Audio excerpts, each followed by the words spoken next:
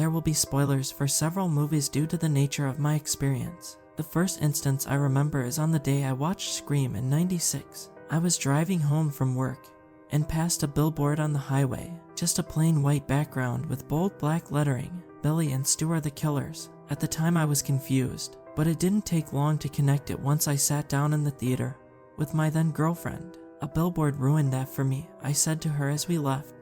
She didn't believe me, which was further cemented after I insisted we drive past that billboard. And just to make me look crazy, it had been replaced with an ad for motor insurance. I swear this morning it said Billy and Stu are the killers. Sure it did, Marty, she said sarcastically. Can you take me home now? Over the subsequent years, various major spoilers were revealed to me in different ways. Another example is upon learning I had never seen Psycho. My wife Anna insisted we watch it after we put our daughter Penny to bed. Oh Mart, you're in for a treat, she said as we sat down with a bowl of warm popcorn. It's one of the best twists in cinema. We paused it after the infamous shower scene so I could grab us some beers. I noticed Penny's alphabet fridge magnets were arranged in a way that read, Norman is Mrs. Bates. I called Anna into the kitchen. She was baffled. What, you think I did that?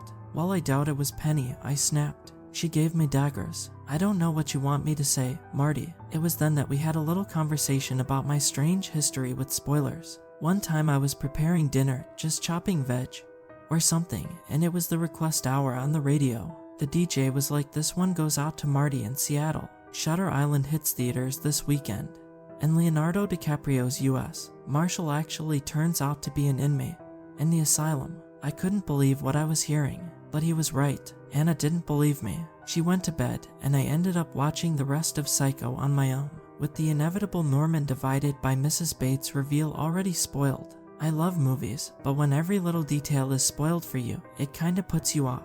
Even if there were no significant twists, there would be notes in my pocket like Dave gets lung cancer, or she's having an affair with the real estate agent. So now we come to The Sixth Sense, another movie my wife said I had to watch for the twist. I think we all know as far as twists go, it's a big one. She'd gone out for the night. Penny was in bed. I had avoided everything like the plague that day. I didn't leave the house. I didn't turn on the radio or TV. I didn't check my phone. I didn't read a book.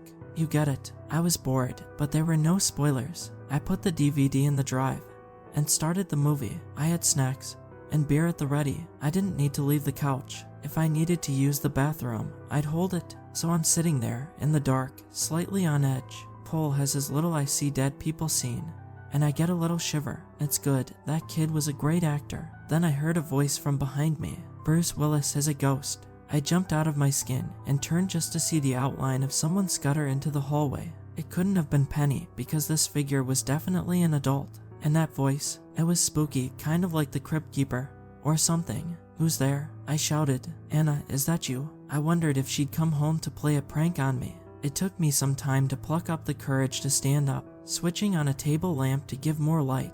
The TV was paused on little Cole's terrified face. I rolled up a magazine I grabbed from the coffee table. Upon realizing how ridiculous that was, I threw it down and picked up a fire poker instead.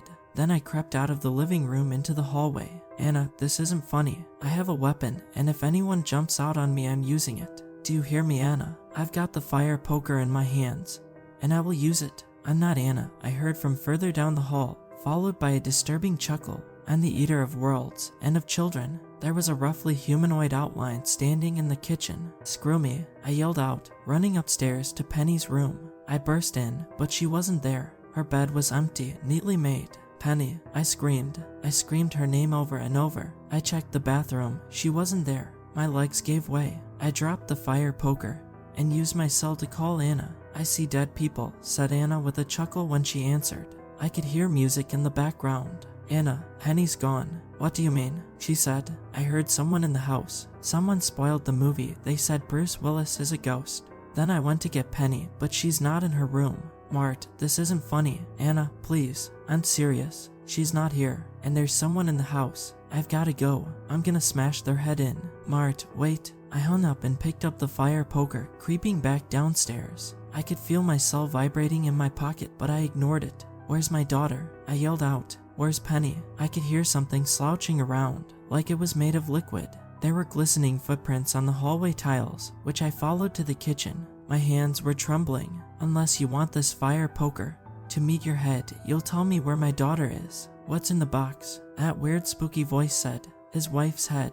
It cackled. As I entered the kitchen, I saw it. It was like some kind of goblin, hunched over and dripping with a green slime. It had long black hair and large facial features, pointed ears, a wide nose, bulbous eyes. What the hell are you? I stuttered. It held up a bony hand with pointed nails. Keys or so's. It laughed. Where's Penny? I yelled, swinging the fire poker. It grabbed it and forced it out of my hands, throwing it to the floor. Then it pushed me against the fridge, its foul breath in my face. Do you know what she did? It said, your bitch daughter. Screw you. I screamed, pushing it off me. Penny, Penny. The thing continued to laugh. She's not here. Where is she? I cried. Please, where is she? A deep chuckle came from its throat. Perhaps you've suffered enough. Marty, yelled Anna, appearing in the kitchen. She clocked the goblin thing and screamed, falling to the floor with me. We held onto each other. What the hell is that? I'm Juniper, it said. Like the berry. I'm kind of a movie demon. That's probably the best way to describe me. I have been summoned to taunt Marty since 1995.